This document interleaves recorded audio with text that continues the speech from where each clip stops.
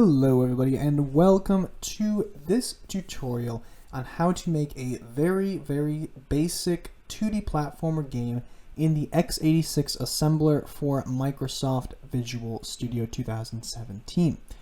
So before we begin this video, I just want to start off and say that this is not going to be a very complex 2D platform. Obviously that's in the title. But when I say that, I mean this isn't going to be like, like a Mario type game or a Pokemon type game. It's not even going to be like that simple. When I say simple, I mean it's just going to have basic movement mechanics, very basic gravity, and a very basic score system.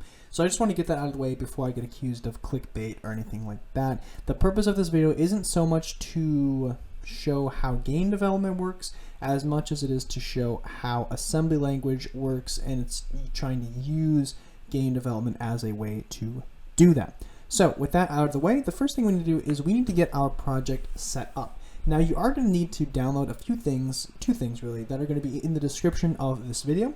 The first thing that you're going to need to download is this zip file here. It'll be called VSASM project, which obviously means Visual Studio Assembly Project. And this project is basically what you're going to be working out of. This has everything configured to the right settings, has everything right, so that way you don't need to hook anything up, you don't need to do anything extra except take this zip file and copy it to wherever your working directory is, just like that. And then look, all your project stuff is there. And we are also going to be using a library for this project, and the library we're using is called Irvine32, made by Kip Irvine, who is or at least was a professor. Very good. He wrote a good book about assembly language that many classes are based off of. And anyways, what you're going to do is this library is going to be in the description as well, and all you have to do is you just have to download the library and put the folder directly on your C drive, as you can see right here. So just put the folder right on your C drive and have this project file set up, and that's all the setup you need. And then what we're just going to go ahead and do is we're just going to open this with Visual Studio 2017, and we can get started. So it's going to ask you a few things first, or maybe it won't. Okay, if it does, it might come up and ask you, do you want to convert this to Microsoft Visual Studio 2017, because it was originally written for 2015. So just hit OK and OK again, and then you should be all good to go. And then so just click on the main.asm here, and you'll see this little setup here. So in this video, I'm sort of just going to be explaining certain assembly concepts as we go along. So I'm sorry if you already know some of this stuff. I just want to include this in here because I don't have an introductory series to assembly. This is my first video I'm ever making on assembly, so I figure I might as well just explain some concepts as we go along. So as you see, we're including the Irvine library. And actually, I'm going to zoom in a little bit here. We're including the Irvine library. The .data section, this is where we're going to be writing all of our data declarations. I'm just going to be calling them variables for simplicity's sake, because that's basically what they are. Then the code is obviously where we're going to have all of our assembly code. And then this here is obviously our main function. So actually, if we go ahead and we build this solution by just doing build and then rebuild solution here, and then we go ahead and run our local Windows debugger, we will see that the program does absolutely nothing. This call to rechar is a call to the Irvine32 library, which is basically just waiting for a character to be read in. So you just hit a character, then it will terminate the program, and then you just hit any key to continue. So that's all the program does at this point. So the first thing that we're going to do, because we're making a 2D game, and a 2D platformer game, sorry. And 2D platformer games, usually what that means is that there's gravity, there's a ground, there's a player, you're moving around. So let's start off, let's just make the ground. Obviously, since working in the Windows console, it's going to be all character-based stuff. It's not going to be sprites and cool animations and stuff. We're going to be basic, very basic, like the title says. So in order to make the ground, I'm just going to do a bunch of dashes. So I'm just going to make a variable here. I'm just going to call this ground, and I'm going to make this a byte. Now in this version of assembly, a byte can actually mean two different things. It can either mean a piece of data that is 8 bits, as it normally means, or it can be a string. So in this case, it's going to be a string. So we're just going to make it a bunch of dashed lines just like that. That should be enough. And then all the strings we do, we want to close off with a binary 0. Now the reason we're doing this is because the Kip Irvine library, it will, when we call read or write string, it will write the string to the console that we put in the EDX register, but it will keep writing data until it comes across a binary 0. So if we don't put a binary 0 there, it will just keep writing whatever data happens to come after this in the assembler, which we don't want. So now to actually write this to the screen, it's pretty simple what we have to do. All we have to do is we have to, as I said, move this into the EDX register. However, the EDX register is a 32-bit register. And obviously this looks like a lot more than just 32 bits, given each individual character is going to be, each individual character is going to be 8 bits.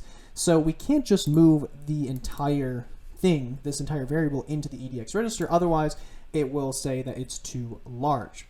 So instead what we have to do is we're going to set the EDX register equal to the offset of our variable here. And what this is going to, if I could type, and what this is going to do is it's just going to get the first 32 bits and it's going to put them in the EDX register.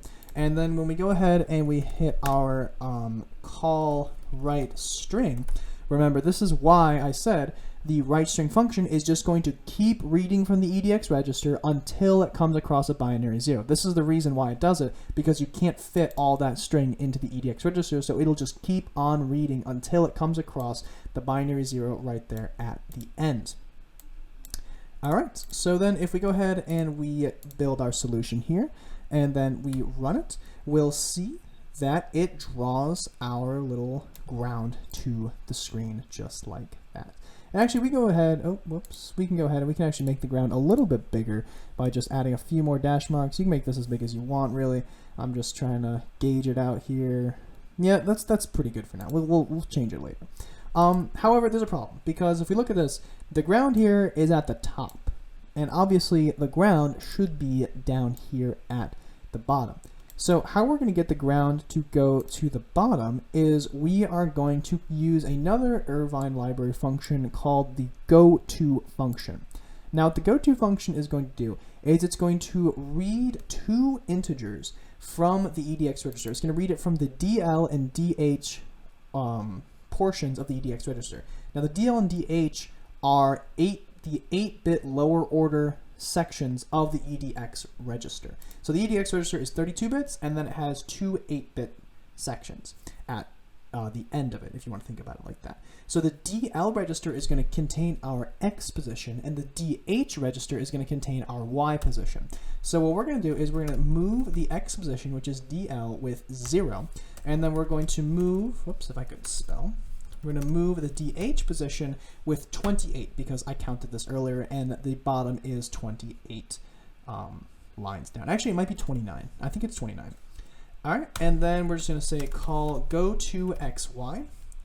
And now, if we go ahead and we rebuild our solution here, and then we run it, we'll see that the ground is now on. The ground is now on the ground at 29 spaces down, exactly where we want it. Okay, now that that is out of the way, and actually why don't we go ahead and we'll just say draw ground. We'll add a comment, because if we don't add comments, then we're just going to get confused at what we're doing. So we're drawing the ground, and I'll even say at 0, 29 here. So yeah, so 0, X position, 29, the Y position. Okay, the next thing we're going to do is let's go ahead, let's draw the player. So I'm actually going to create a procedure to draw the player here.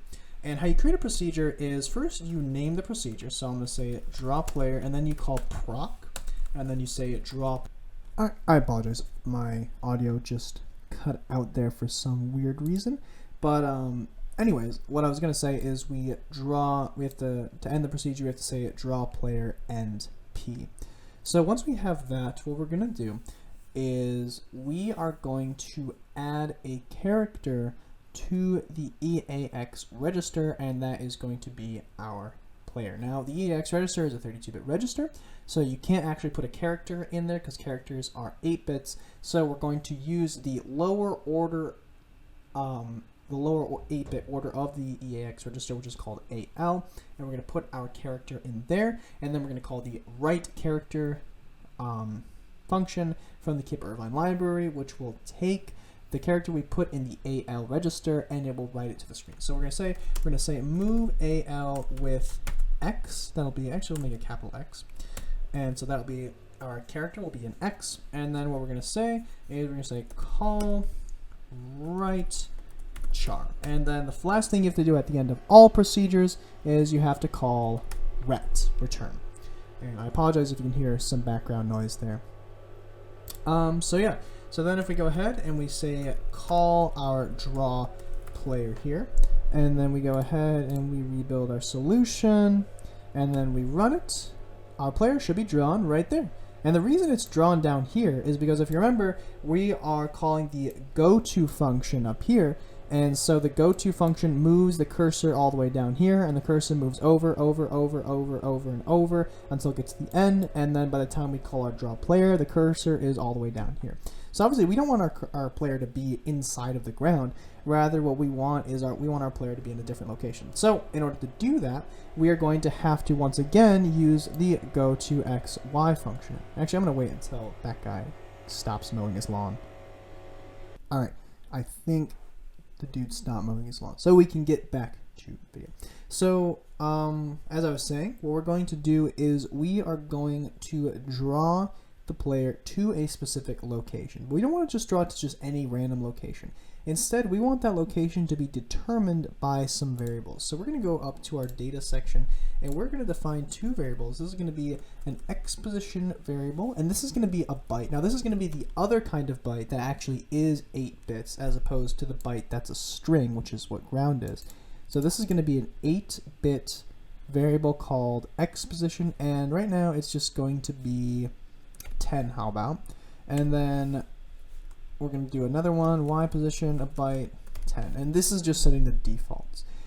So by default, the player will be at position 10, 10. And actually, let's make that like 20, 20, just so it's a little bit closer to the ground.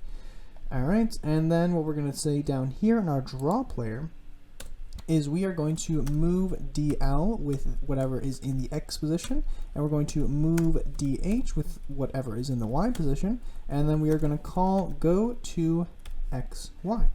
And then, yeah, so right now, because we have 20 in the X position and 20 in the Y position, and because we're calling draw player without modifying those variables, it should just draw the player at position 2020 right now. So if I go ahead and I rebuild the solution, and then success, rerun it, we see the player is drawn at position 2020, just like that. Okay. Now, let's go ahead, let's add a comment. This is going to say draw player at X position, Y position, just like that. All right, now that the player has been drawn, what we're going to do is we're going to handle a little bit of player movement here. So player movement is actually a little bit easier in assembly language than you might think. Maybe it's harder, I don't know, we'll see. So what we're going to do is we need another variable first of all, and this is going to be another byte, and this is going to be our input character. And once again, this is going to be the that 8-bit type of byte. And this is just going to be a question mark. We don't know what this is going to be set to yet. And then what we're going to do is, first thing we're going to do is we're actually going to have a game loop. And so all the game loop is going to be, it is just going to be a label called game loop. So I'm going to say game loop, and then to make a label, all you do is you add a colon there, and then at the bottom, we're just going to say jump game loop, just like that. So there you go. You have an infinite loop right there. All right, and then within the game loop, this is where we want to check for user input. So what we're going to do is we're going to say call read character. This is another Kip Irvine 32 library function, and what read character is going to do is it's going to wait for the user to enter a character, and then it's going to take whatever is in the key buffer, it's going to put that in the AL register, which, as you may remember, is the lower order of the EAX register, which is the lower 8-bit order. So it's going to return an 8-bit value. So because it's returning an 8-bit register value, that means that we can put it in an 8-bit variable. So we're going to say move input char with AL, just like that. So now at this point what's happening is whatever the user types in is going to be stored in our input character variable. So why don't we just go ahead and we'll say that. So we'll say get user key input. How about that? Okay, so now we have, and actually we want to do that within our game loop. So I'm not sure why I did that down there. Yeah. So there we go. So now the first thing that our game loop is doing is it's getting input from the user. So now that we have a key from the user, we want to check that against a couple things. So how we compare things is we say CMP, which obviously stands for compare. So first thing we want to do is we want to compare the input character to, how about X? So if the user types in X, how about we say that is what terminates the loop and exits our program. So in order to do that, we're going to go down to the exit call down here, and we're just going to create another label called exit game. And then we're going to say, okay, so now what the compare function does is it will set a flag to either true or false, sort of. It's a little bit more complicated than that, but that's really all you need to know. So in order to check the flag, we're going to call these J functions. There's JE for jump if equal, there's JNE for jump if not equal, there's JG for jump if greater, and there's JL for jump if less. There's a few others, but those are the ones that we're going to be concerning ourselves with for now. So we're going to say that if the input character is equal to X, then all we have to do is we're just going to type in the name of the label we want to jump to, which in this case is going to be our exit game label. So we're going to say exit game. So if the character is equal to X, then exit the game, is basically what that says. So this is, we'll just do a comment. So exit game if user types X. Okay. However, if they don't type X, then it's just going to keep going down this this sequence of commands. And so if they don't type X, then we want to check it against a few other things. So I say, okay, well, they didn't type X, so they want to keep playing. So then we're going to compare the input character. We'll use WASD for our controls. So we'll compare it against a W. How about that? And actually, now that I think about it, we probably want to make this lowercase just because they're probably not going to be holding caps lock or shift. So yeah. So we want to compare, and I just said input, not input character. So input character against W. And if it's equal to W, then we're going to jump to a label called move up. So then we're going to go down here and we're going to create our label called move up, just like this. And then we'll add the movement, the upward movement, in just a little bit here. We want to add the rest of it later, or add the rest of the key movements first. So, okay, we got that. If it's equal to W, then go to the move up label. Same thing for, I want to say S. We want to go to a move down label, and then we'll create another label called move down. If it's an A, then we want to move to the left. So left, move left. And then if it's a D, we want to move to the right. So D, and then move right. Just like that. All right. So now this will get us our, our user input. So the first thing we're going to do is let's do the move up label.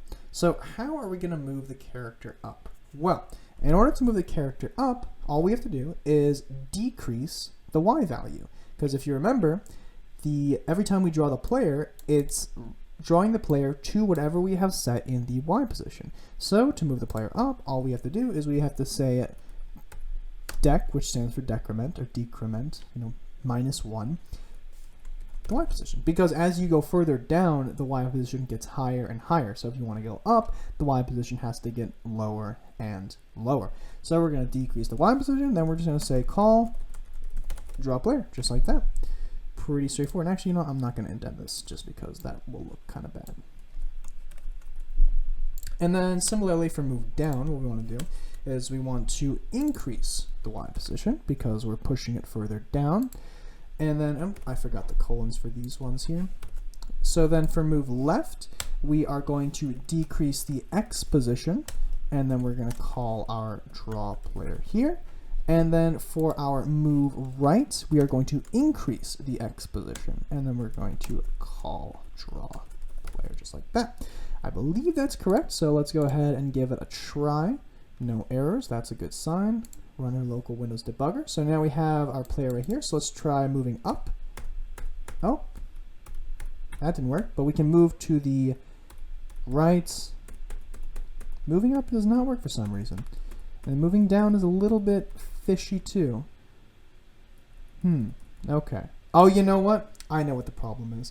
The problem is that, it's just a stupid mistake on my part. The problem is that, like, when we jump to move up, it's going to the move up, and then it's reading the rest of them as well, which we don't want. So actually, every time we, it's sort of like in a switch, it's exactly like in a switch case statement when you forget the break character. This is what it does. It'll just keep on reading. It doesn't know to check it again. So instead what we have to do is after each label, we have to say jump the game loop here. So we have to jump back up to the game loop so that way it does not go through every single movement when in fact you just want to do one movement, which actually that makes sense. Why only the right movement was working was because that's the last one, and then it jumped the game loop.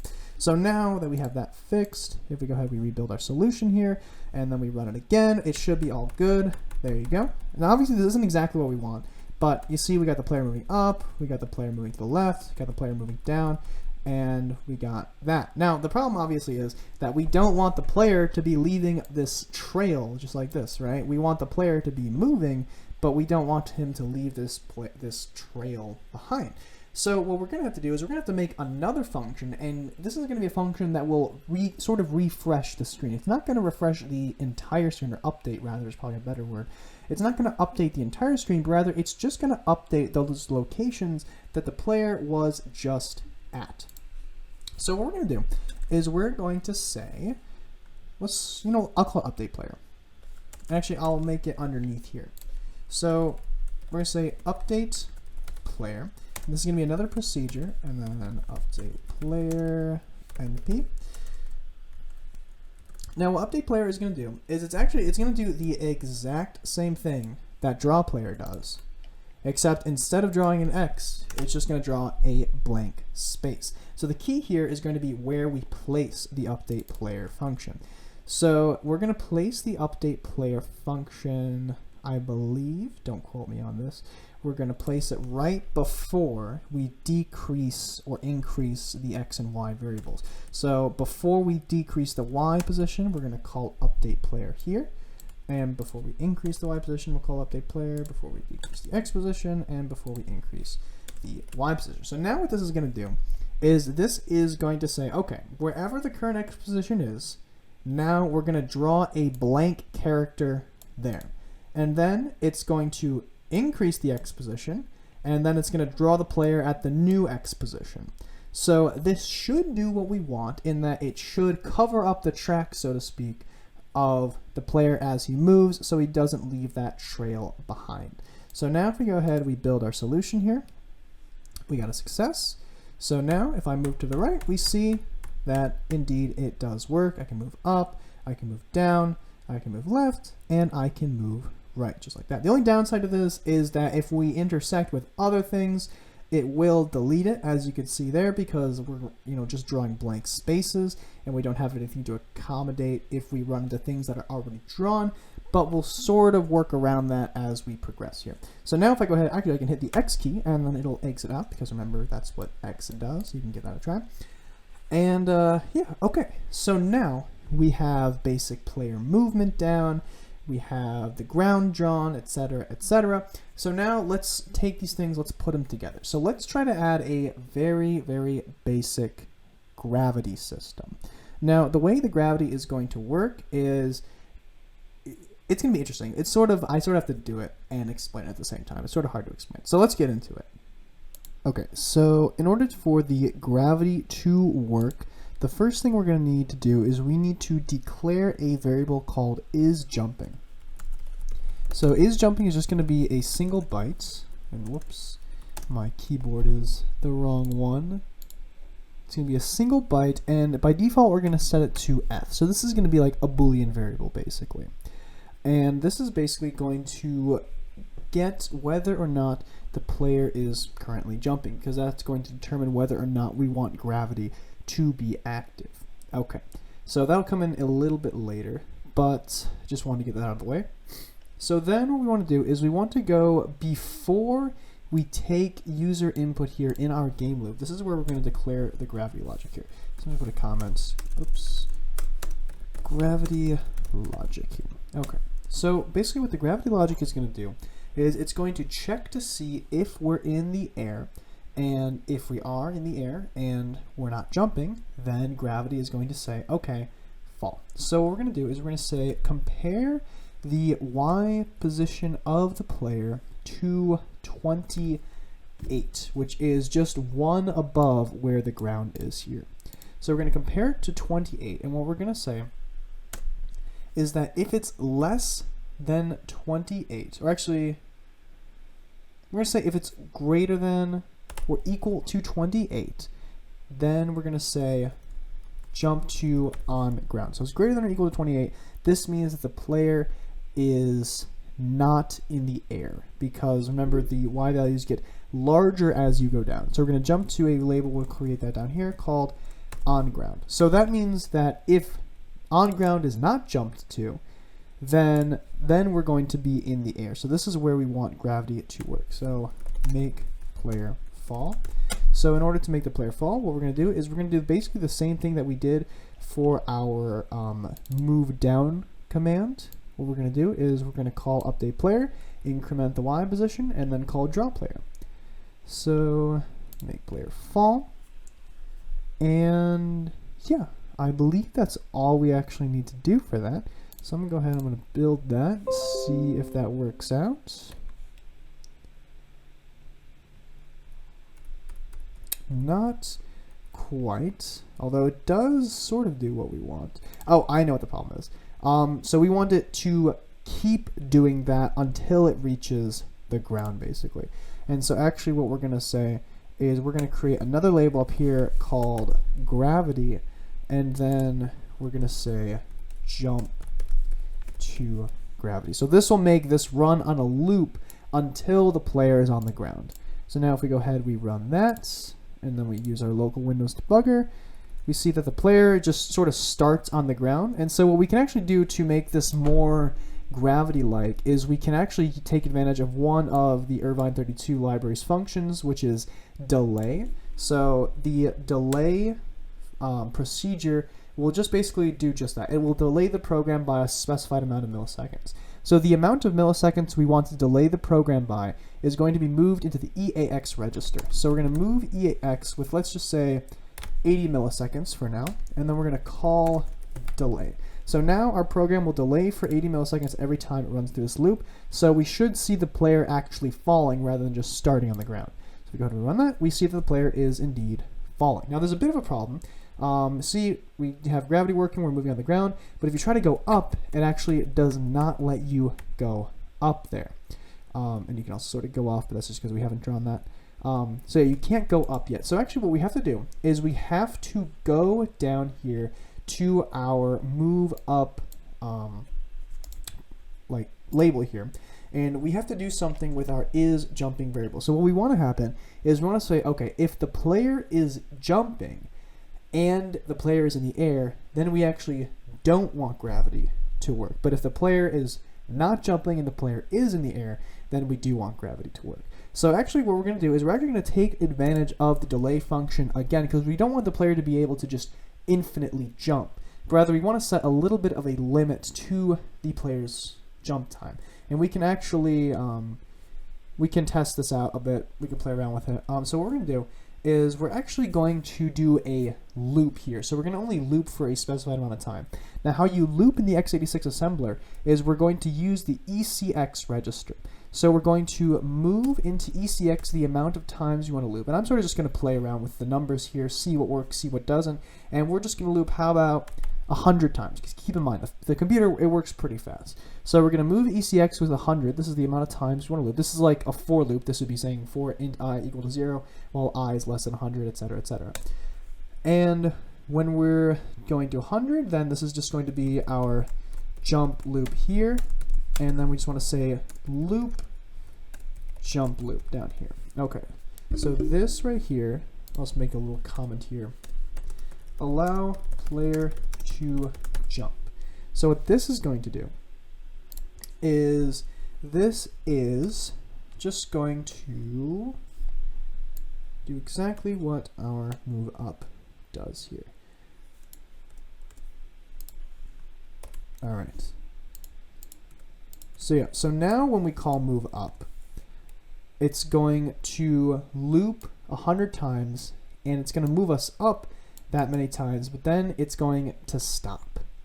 And actually, we want to delay it every time it jumps, so that way we can actually see it. So we're going to move EAX with, how about, let's just say 40 milliseconds, and then we'll call delay. And I'm just sort of playing around with numbers, seeing what works, seeing what doesn't. So let's go ahead and we'll build that. And then I'll call it local Windows debugger. We'll see what that does. So now if we can move to the right, move to the left, we move up, we see, okay, that did not exactly work. Oh, and then we move back down. Okay, so maybe 100 was a little bit too big of a number. Let's try just 10. How about that? So we'll build that, and then we'll do that here. So there we go. Although, a bit of a problem there that, yeah. So now you can see you can move up, and then you move back down. Although a little bit of a problem there that it does seem to jump up a little bit after you, it jumps up twice. Interesting, interesting. You know, I'm gonna see why that is, and then I'm gonna restart the video. Okay, so in order to fix that, all I did actually is I just messed around with the number of loops and the time. So I made the number of times we loop through this jump loop 3, and I made the delay time 10 milliseconds. And then if we go ahead and we run that, we should see that the player is able to jump about, you know, I think that's like 3 or 4 spaces high, and then fall back down to the ground. Unfortunately, like I said, this is a very basic 2D platformer, so there's no like jumping and moving to the left at the same time, or jumping and moving to the right at the same time. That would require additional logic, and it's a little bit outside of the scope of this video. I believe I actually did a video on how you could get more accurate jumping mechanics if that's what you're looking for. I did that in JavaScript. If you want to take a look at that, I'll probably leave it in the description or somewhere. But yeah, for our purposes here, this is actually good enough. And actually, you can go ahead, you can actually delete the this is jumping variable here. I don't actually think you need it. I used it in one of my implementations of this method, but I guess this seems to actually work better than what I had before. So this method of just looping and delaying.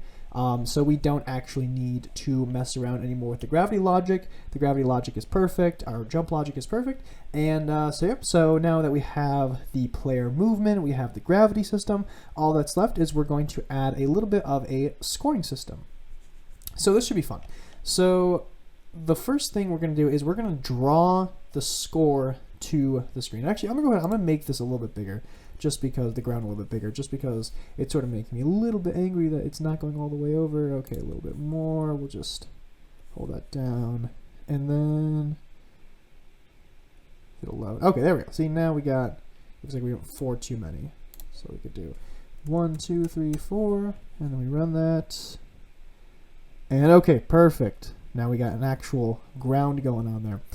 All right, and actually I think for our gravity, why don't we go ahead and let's make this 29. I just want to see what that does, if that will, okay, no, then the player phases through. Okay, we don't want that. 28 is fine. Okay, I just wanted to see. Sorry, I'm sort of experimenting as I'm doing this here. Okay, so the score is going to be another variable. It's going to be another string variable. So I'm just going to name this score. And actually, I'm going to name this str score for our string score. And this is going to be another byte, the type of byte that is a string, not 8 bits. And this is just going to say your score is, and then we're going to end this with a binary 0. Because if you remember, when you read a string from the EDX register, it will read all the way through until it hits a binary 0. So then after that, we just need one more variable, and this is going to actually keep track of our scores. This is going to be a score variable. We'll call this byte a byte, and this will be an actual 8-bit byte, and we'll just set that to 0 for now. And so yeah, now that this is drawn, we'll go ahead and we'll draw it to the screen. Now, unlike our ground, we want the score to be consistently drawn to the screen over and over and over again, because we want to be able to update it. So we're going to actually put this within our game loop. So I'm just going to create a little comment here, say draw score. And how we're going to draw the score is it's going to be pretty much the same as how we draw the ground. So we're going to move the EDX register with the offset of the str score here, because remember, the EDX register is a 32-bit register, and this is more than 32 bits, and so it can't store it all, so it'll just store the first 32 bits and then keep going until it hits that binary 0. And then we're going to call write string here. And actually, before we do that, we also want to set the location of str score. And so that location is set by the DL and DH register for X and Y positions respectively. So we're going to move the DL register, which is our X position, with 0, and we're also going to move our DH register with 0. So we want the score to be drawn at position 0, 0, so the top left corner. And then we're going to call go to XY, which is our Irvine library function. And yeah, so if we go ahead, we build, we run that, shouldn't get any errors, and we go ahead and we see that your score is drawn to the top left corner. Of course, though, this doesn't actually do what we want it to. We want it to be able to display the number score. And so in order to do that, we are going to move the EAX register, if I believe, yes.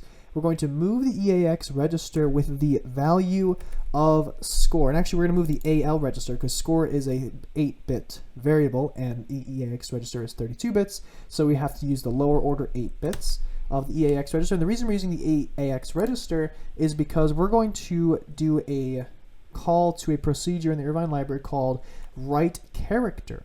And write character reads in whatever is in the EAX register and writes it as a character to the screen. However, score obviously is not a character, it will be a number. So in order to convert score to being a character, we actually have to add AL, because that's where score is now, with a ASCII 0. And so this will convert our integer score into a character score. And then we want to call write char just like that. And actually, before we do that, we also want to make sure that it doesn't override where the score is. And actually, I don't think it should. Let me go ahead and just run this here. And we see that. Just like that. We see your score is 0. Now, the benefit to doing it this way is now all we have to do to increment our score is, on the screen, is increment that one score variable right there. And in order to do that, we're also going to need some sort of objective for our player. And this objective is going to be just to get some coins. So we're going to go down here, and we're going to make another procedure that creates coins. And we're going to actually draw these coins at random locations. Now, luckily for us, our Irvine library function, there is a random procedure in our Irvine library.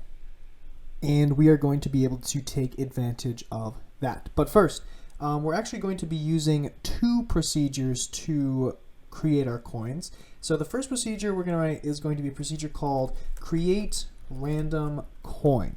And what this is going to do is this is going to get the random positions and everything for our coin. It's not going to actually draw it to the screen yet. We're going to get a different procedure to do that. So the first thing we're going to do to this procedure is we're going to get a random number. And we're just going to use one random number because we want the X position to be random, but we don't want the Y position to be random, because if you remember, if we go ahead, we run our program, the player can only jump so high, before he is forced to go down to the ground. So we don't want like coins appearing, up here, up here, up here. We want them pretty consistently on somewhere that the player can reach. So we're just going to be generating one random number here. And how we do that is we're going to move the range that we want into the EAX register.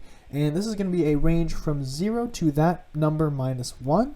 So we're going to move EAX, I'll just give it a range of how about 55, just for some random reason. And then we're going to call our function called random range. This is an Irvine 32 library function. And what random range is going to do is it's going to generate a random number between 0 and 54, I believe. And it's going to store it in the EAX register. And what we actually want to do is we want to go up here and we want to create two variables, much like our x position and y position. We want to have an x position variable and a y position variable for our coin. So we're going to call a variable called x coin position is going to be a byte, and this is just going to be, how about unknown for now. And then we'll do a y coin position as well, which will be another byte, which will be unknown. Okay, and then what we're going to do is we are going to move our x position, our x coin position byte with the AL, because AL, like I've said, is the lower 8 bits of the EAX register, and this is an 8-bit variable. I know I keep repeating that, but I just want to hammer that home that, you know, these register names, they're not arbitrary, but that I'm using them for a reason.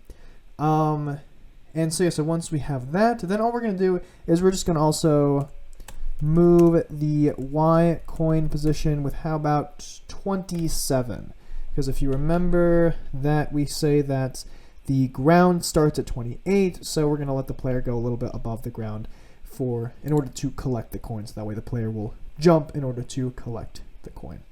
And then once we have that, we can go ahead and we can create our other procedure, which will actually draw the coin.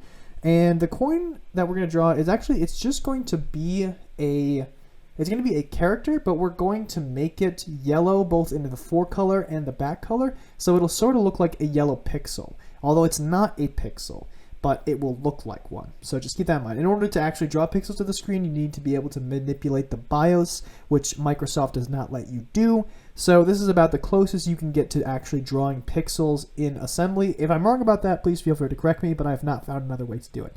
So let's get into it. So we're going to call this procedure draw coin, and this is going to be a procedure, and then we're going to say draw coin and procedure.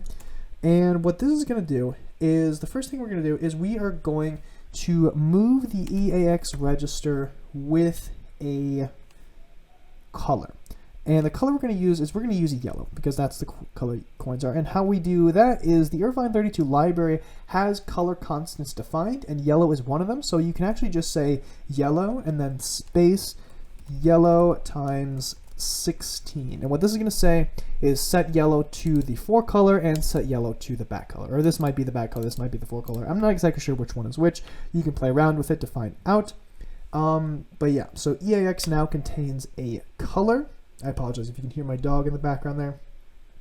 So EAX contains a color, and then what we're going to say is we're going to move DL, which is our X position register, with the X coin position here.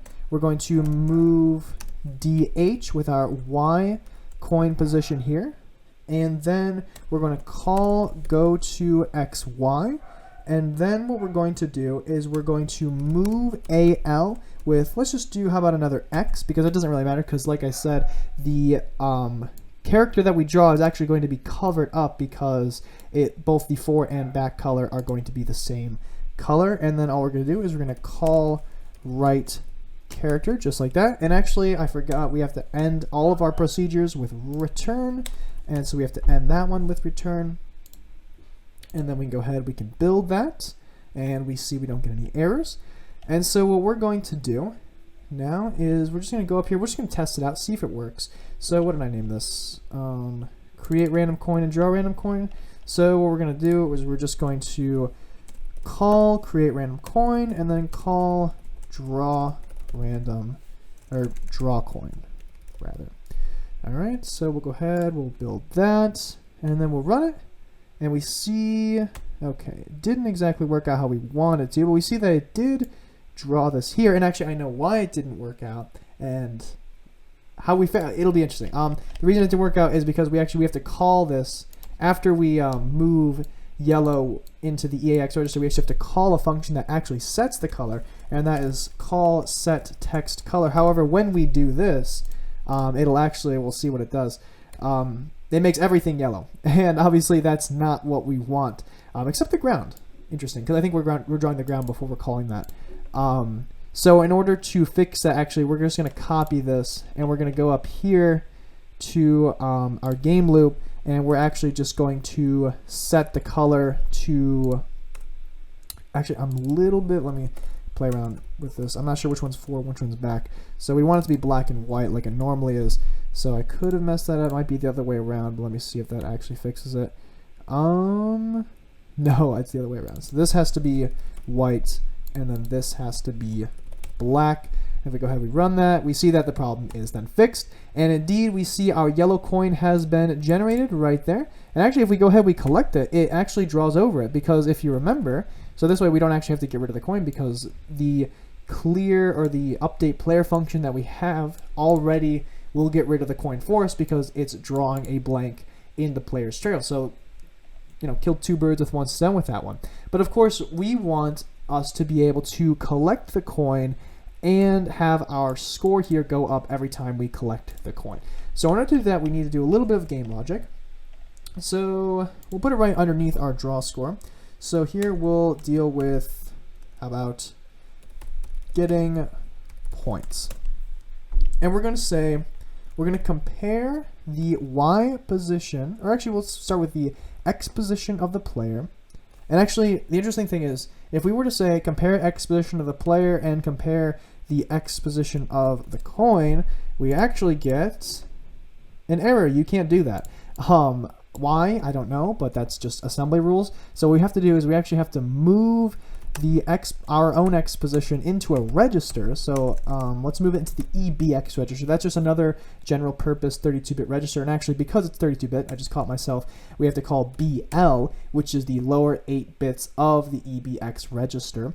So we're going to move BL with the X position of our player, remember, and then we're going to compare BL against the X position of the coin. So we're going to check to see, okay, are the player's X position and the coin's X position the same? If they're not the same, then we can just say not collecting. How about that? We'll jump to not collecting. So if they're not the same, so if the X position of the player and the coin are not the same, we know that the player is not getting the coin, because in order for the player to get to the coin, they have to be directly underneath it. So we'll just create that label down here, not collecting, so it'll just skip over everything.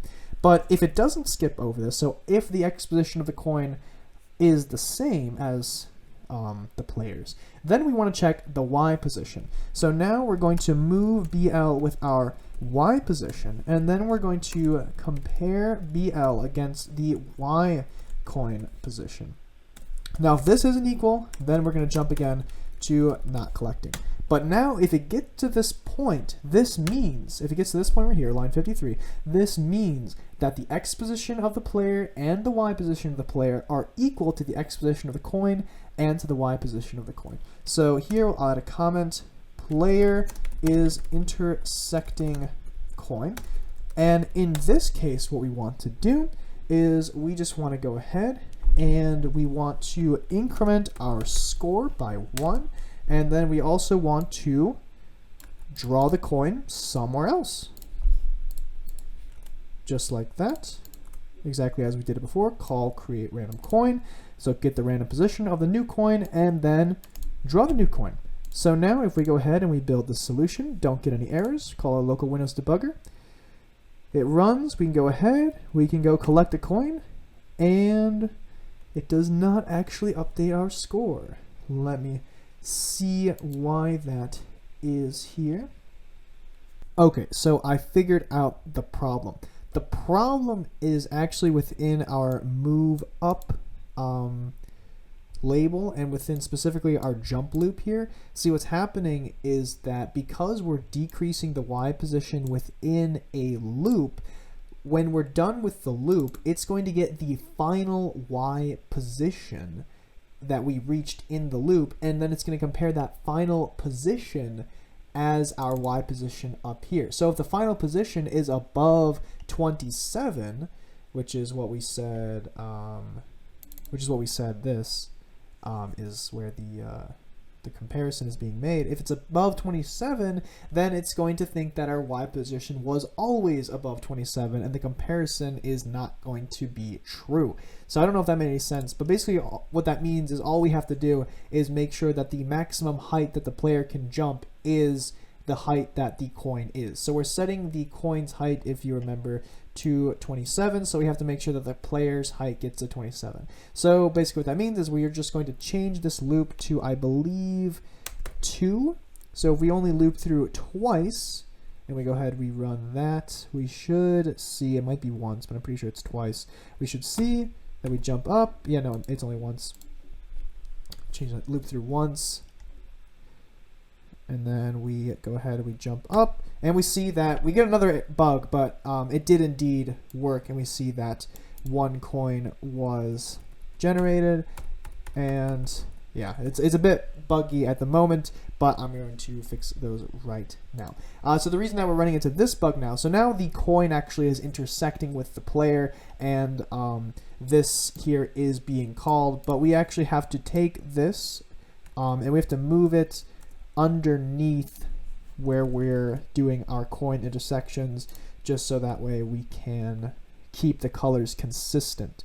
So now if we go ahead, we do that, and we collect a coin, we don't get that bug, and we see you have 1 point now, then we get this, you have 2 points, and actually now our coin is being generated off the screen, and also our jump is a little bit lacking. So actually let's increase our delay here to about 50, just so you can see the jump a little bit better. I think, yeah, see now you can see the jump a little bit better, and you could see that the coins are being generated randomly, but there's a problem because I think the coins are being generated at position 0, and we don't want that. So what we're actually going to do is let's set the range to actually about 35, and then we're actually going to increment EAX by 1, so that way we don't get any coins generated off screen. And actually what we're also going to do is at the top of our loop here, we're just going to call the randomize function here, and actually I think we can actually call this outside of the loop as well, and this is just going to ensure that our numbers that we get, oops, sorry about that, are really random. So now with those fixes added, we should see, yep, we get 1, 2, 3, and our coin system is fully functioning. Our player is able to jump, move around, and collect points. And actually, yeah, if you want to play around with the delay on this, make the jump last a little bit longer so you can see it, that is totally fine. You know, the only thing that is necessary about the jump is that you only loop once, so that the final Y position that is ultimately returned to the comparison will be equal to the coin's position. So I hope that made sense. That will do it for this video. I will leave all of the source code for this game in the description of the video on my GitHub.